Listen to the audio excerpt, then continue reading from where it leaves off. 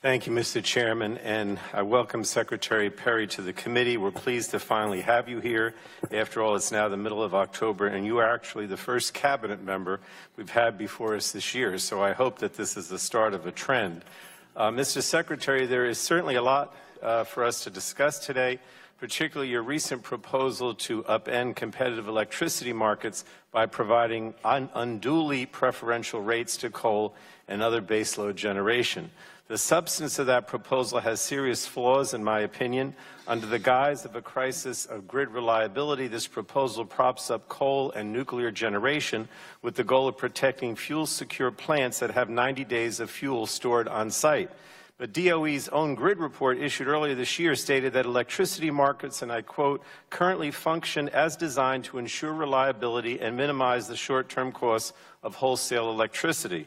Furthermore, a recent study of major electricity outages found that between 2012 and 2016, less than a fraction of 1% were due to fuel supply problems. So the majority of outages caused by severe weather impacting the distribution system, a problem exacerbated by climate change. So this leads me to question the motivation behind the proposal, and to that end, I'm sending you a letter today asking for a detailed accounting of the process you used to develop this proposal, including the records of the meeting you and your staff had and the taxpayer funds spent developing a proposal that seems directed at helping a select group of favored energy sources.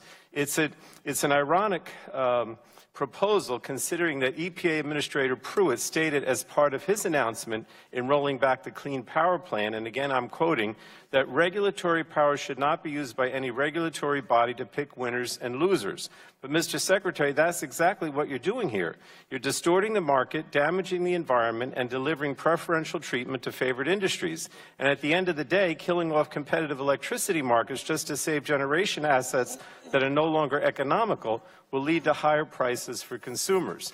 If you're truly concerned about reliability and resilience, then the discussion we need to have should center around the nearly 90% of U.S. citizens in Puerto Rico and the U.S. Virgin Islands who are without power. The electricity grid in Puerto Rico and much of the U.S. Virgin Islands is badly damaged, and we must rebuild them to be stronger and more resilient than before Maria struck. We can't simply replace outdated infrastructure with the same materials and the same technologies as we did after Hurricane Sandy. And this is an opportunity to modernize the grid in these areas so they're more prepared for the next major storm that will inevitably strike. And all of this requires congressional action, and the federal government must now act so Puerto Rico and the Virgin Islands can rebuild stronger.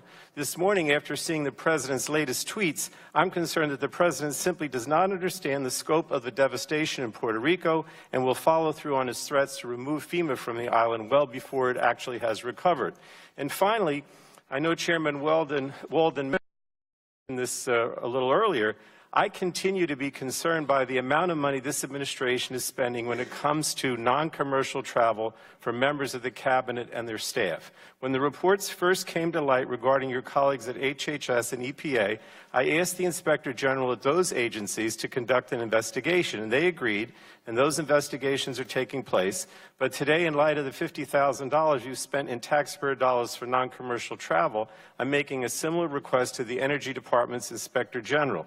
And this is of particular concern given the extreme budget cuts that the Trump administration proposed for the upcoming fiscal year, including successful programs that help everyday Americans. I know that Chairman Walden mentioned it today, but he also mentioned it at one of our markups earlier this week, that this investigation is something that the committee will look into. So I appreciate that, Mr. Chairman. So, Mr. Secretary, I appreciate your willingness to testify before our committee today and hope to work with you going forward. This type of hearing is critical to making our government work better, and I hope we'll see you here again and hope we'll see some of the other cabinet secretaries and agency representatives as well. Thank you. I yield back. Gentleman yields back. At this point, we will welcome the Secretary's testimony.